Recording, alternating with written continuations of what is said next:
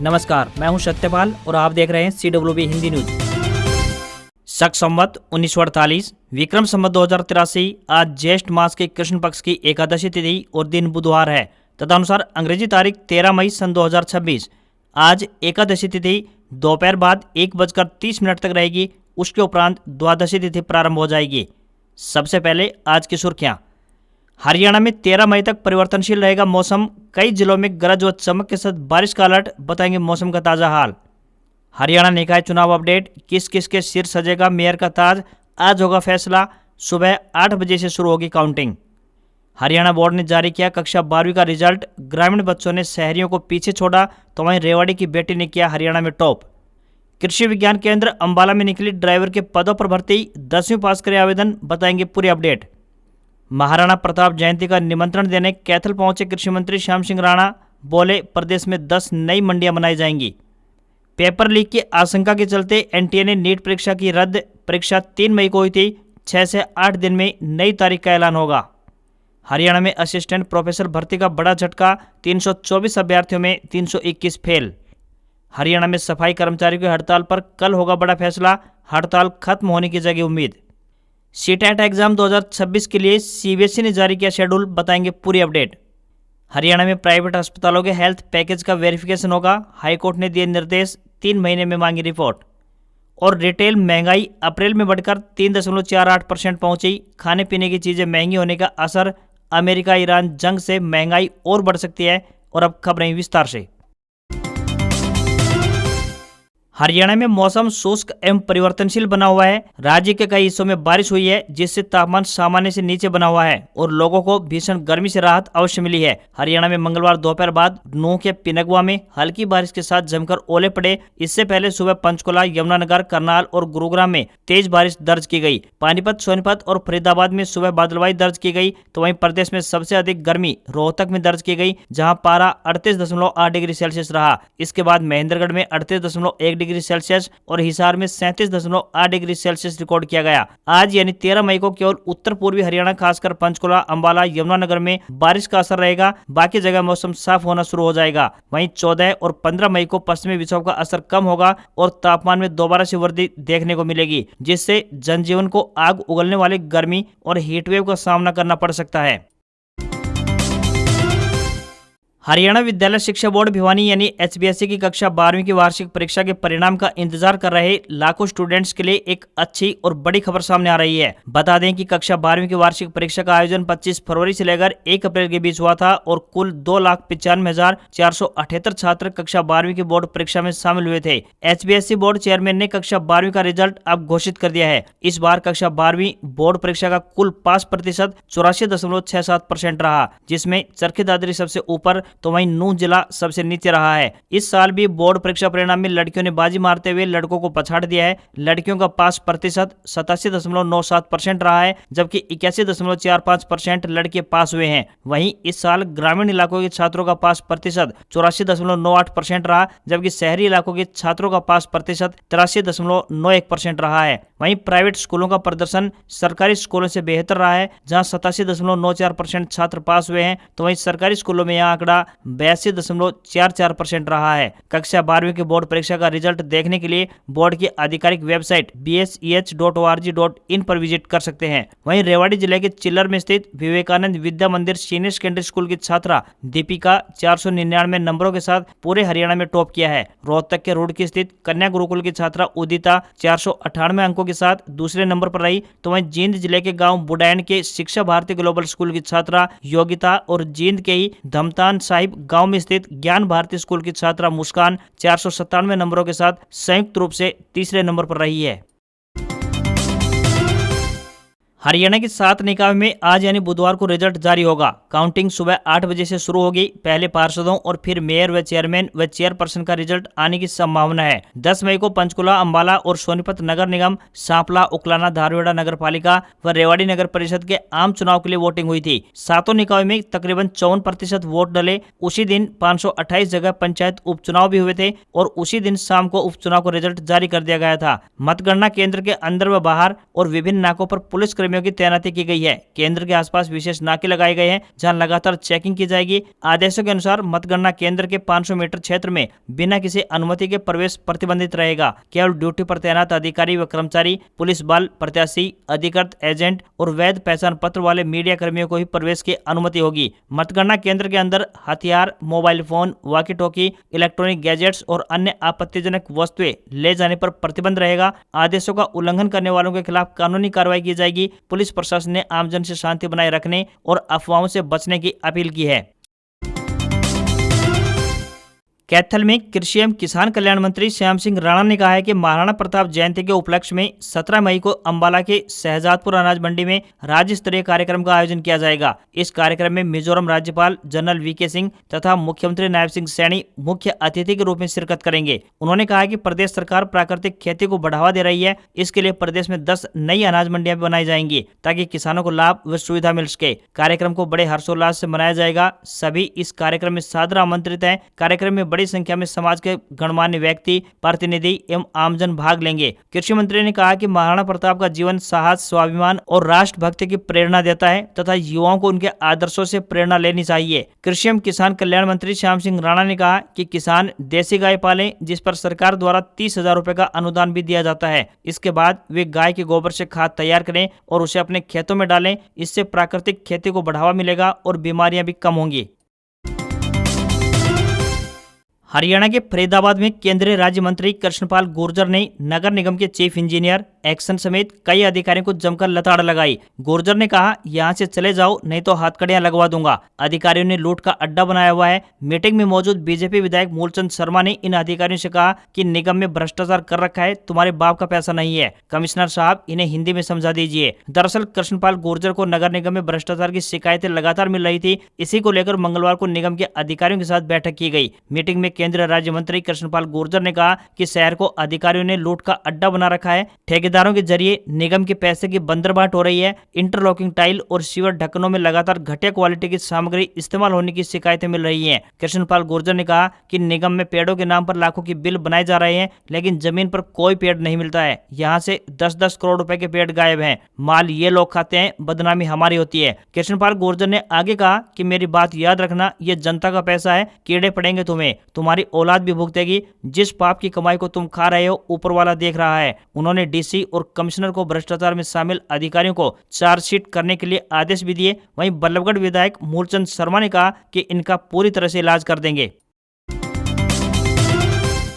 हरियाणा विद्यालय शिक्षा बोर्ड यानी HBSC के 12वीं के परिणामों में रेवाड़ी जिले के गांव जाट की रहने वाली दीपिका ने 500 में से 499 अंक हासिल कर प्रदेश में टॉप किया है। उन्होंने विवेकानंद विद्या मंदिर चिल्लर से पढ़ाई की और बेटियों के दबदबे को बरकरार रखते हुए इतिहास रचा। समाज शास्त्र के लेक्चरर अशोक मेघवाल की इस होनहार बेटी दीपिका की इस सफलता की सबसे बड़ी खास बात यह रही कि उन्होंने इसके लिए कोई भारी भरकम कोचिंग नहीं ली। उन्होंने पूरी तरह से सेल्फ स्टडी पर भरोसा किया और प्रतिदिन 6 से 7 घंटे लगन के साथ पढ़ाई की। वह IAS बनना चाहती हैं। तो वहीं दूसरी तरफ रुड़की रोहतक के कन्या गुरुकुल की उदिता 500 में से 498 नंबर लेकर स्टेट में दूसरे नंबर पर रही है। उसने सफलता का मंत्र मोबाइल फोन से दूरी को बताया है। इसी के साथ ही पिछले 5 वर्षों के प्रश्न पत्र हल किए, जिससे उन्हें काफी मदद मिली। अब उनका सपना NDA में जाने का है। उधर 500 में से 497 अंक हासिल कर स्टेट में 3rd टॉपर बनी योगिता ने कहा कि उसका सपना भी IAS बनना है। वो 7 घंटे पढ़ाई करती थी। मोबाइल सिर्फ पढ़ाई के लिए इस्तेमाल किया। सोशल मीडिया पर उसका कोई भी अकाउंट नहीं है।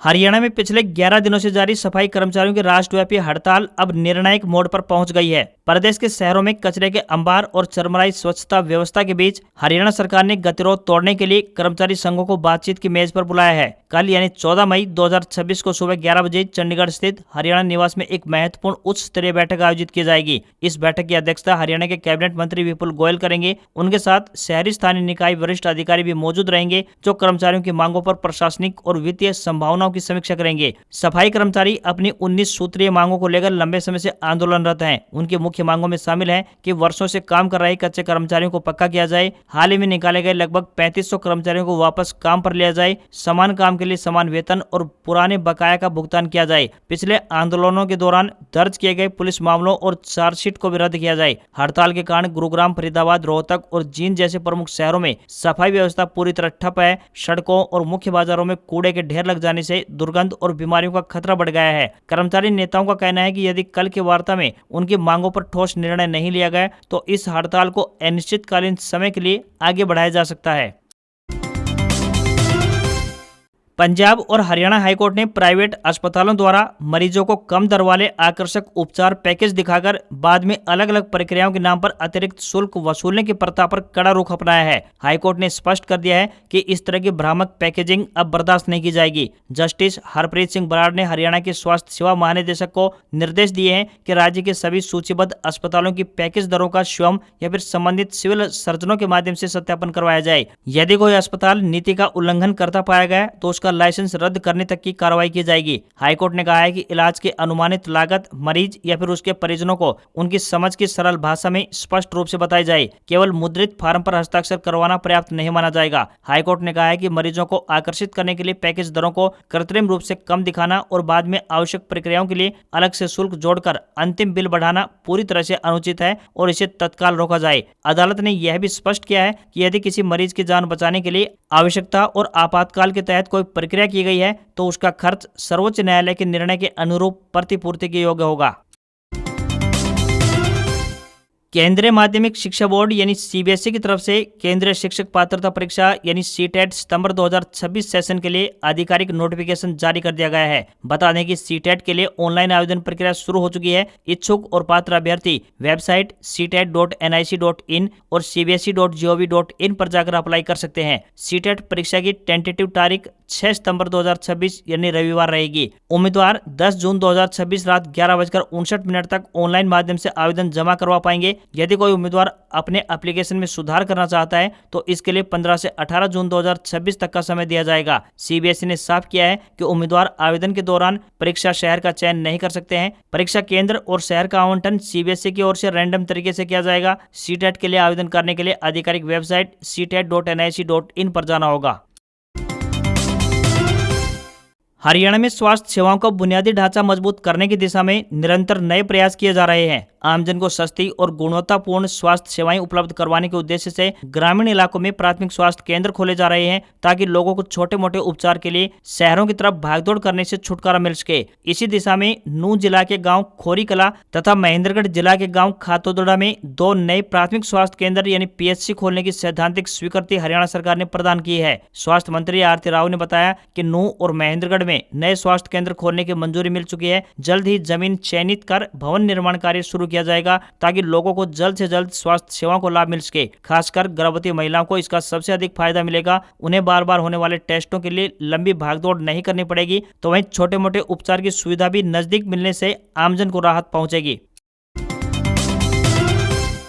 हरियाणा लोक सेवा आयोग यानी एचपीएससी का मिशन मेरिट चल रहा है। सहायक प्रोफेसर साइकोलॉजी यानी कॉलेज कैडर के 85 पदों के लिए 324 उम्मीदवार लिखित परीक्षा में शामिल हुए थे। आयोग की तरफ से उम्मीदवारों की नॉलेज टेस्ट के लिए रिजल्ट जारी किया गया। इस परीक्षा में शामिल 324 उम्मीदवारों में से केवल 3 ही न्यूनतम 35% अंक हासिल करने में सफल रहे हैं। आयोग की तरफ से सार्वजनिक नोटिस जारी किया गया है। जारी नोटिस में बताया गया है कि सहायक प्रोफेसर साइकोलॉजी पद के लिए विज्ञापन संख्या 63/2024 के लिए 22 मार्च 2026 को नॉलेज टेस्ट आयोजित किया गया था। इसमें 3 उम्मीदवारों ने न्यूनतम 35% अंक हासिल किए हैं। इन उम्मीदवारों के रोल नंबर 10,936, 11,011 और 11,438 हैं। इन उम्मीदवारों की पात्रता परखने की तिथि घोषित की जाएगी। उसके बाद उन्हें इंटरव्यू के लिए बुलाया जाएगा। एचपीएससी के अध्यक्ष आलोक वर्मा ने कहा कि मात्र 3 उम्मीदवारों ने ही न्यूनतम 35% अंक हासिल किए हैं। वह रिजल्ट वेबसाइट पर अपलोड किया जा चुका है।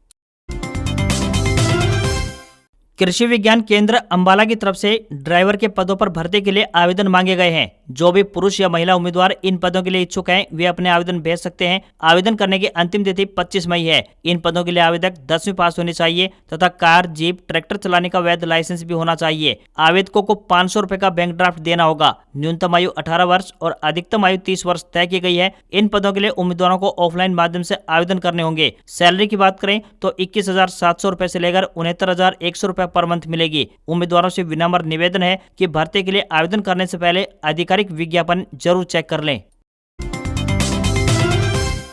पेपर लीक की आशंका के चलते एनटीए ने नीट परीक्षा को रद्द करने का बड़ा फैसला लिया है। यह परीक्षा 3 मई को आयोजित की गई थी। अब परीक्षा दोबारा ली जाएगी। 6 से 8 दिन में नई परीक्षा की तारीख का ऐलान होगा। अब इस पूरे मामले की जांच सीबीआई को सौंप दी गई है। नीट यूजी परीक्षा पेपर लीक मामले में अब हरियाणा का लिंक सामने आया है। जांच एजेंसियों के अनुसार पेपर लीक का नेटवर्क कई राज्यों में फैला हुआ है। इसमें गुरुग्राम का नाम प्रमुख ट्रांजिट पॉइंट के रूप में सामने आ रहा है। जांच रिपोर्टों के अनुसार नासिक की एक प्रिंटिंग प्रेस से पेपर की फिजिकल कॉपी लीक हुई थी, जिसे गुरुग्राम लाया गया। दावा है कि कॉपियां गुरुग्राम में एक डॉक्टर तक पहुंचाई गई। गुरुग्राम और आसपास के इलाकों में इस पेपर के कई डुप्लीकेट सेट तैयार किए गए। उधर दिल्ली पुलिस से जुड़े सूत्रों का कहना है कि पेपर लीक मामले में गुरुग्राम दिल्ली बॉर्डर से सटे महिपालपुर दिल्ली से डॉक्टर अखलाक अहमद को गिरफ्तार किया गया है। अखलाक ने किर्गिस्तान से एमबीबीएस की पढ़ाई की है। अखलाक का इस पेपर लीक में क्या रोल है, इसकी जांच की जा रही है। नीट परीक्षा रद्द करने का फैसला पेपर लीक होने के आरोप के चलते लिया गया है। एनटीए का कहना है कि परीक्षा की नई तारीख जल्द जारी की जाएगी। इस एग्जाम में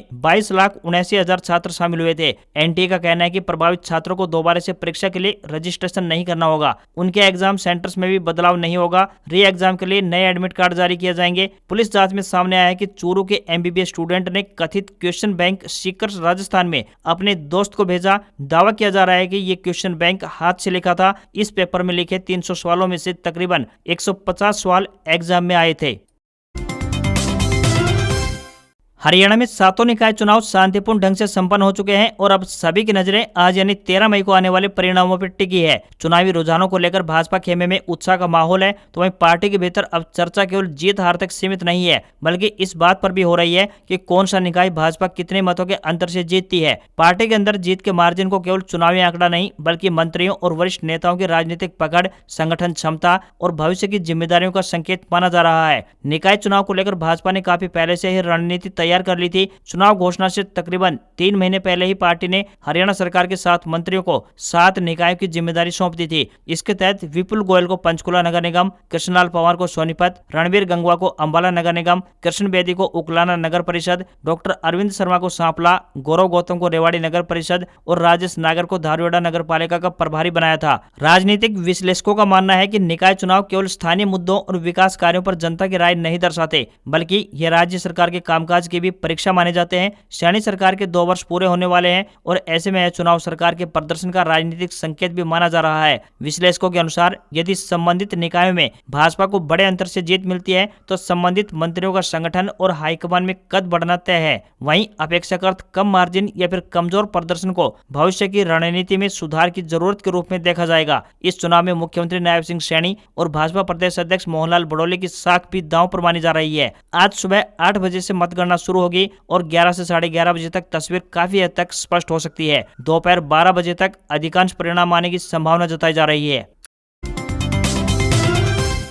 भारतीय शेयर बाजार में गिरावट देखने को मिली। सेंसेक्स 1456 अंक की बड़ी गिरावट के साथ 74,559 के स्तर पर बंद हुआ, तो वहीं निफ्टी में भी 436 अंकों की बड़ी गिरावट आई है। ये 23,379 के स्तर पर बंद हुआ। लगातार चौथे कारोबारी दिन भारतीय बाजार में गिरावट आई है। कारोबार में रियल्टी और आईटी शेयर सबसे अधिक टूटे हैं। टीसीएस, इन्फोसिस, टेक महिंद्रा और एचसीएल टेक के शेयरों में 4.5% तक की गिरावट रही है। वहीं auto, financial services, FMCG, media, pharma, PSU bank और प्राइवेट बैंक सेक्टर में 2.5% तक की गिरावट सामने आई है। 4 दिन में सेंसेक्स तकरीबन 3500 अंक और निफ्टी लगभग 1000 अंक गिरा है। वहीं दूसरी तरफ प्रधानमंत्री श्री नरेंद्र मोदी की लोगों से सोना न खरीदने की अपील के बावजूद सोने चांदी में तेजी रही है। India Boolean and jewellers association के मुताबिक 1 किलोग्राम चांदी 8,667 रुपए बढ़कर 2,64,867 रुपए पर पहुंच गई है। वहीं 10 ग्राम 24 कैरेट सोना 1,270 रुपए चढ़कर 1,51,632 रुपए पर पहुंच गया है। तो वहीं दूसरी तरफ 22 कैरेट सोने का दाम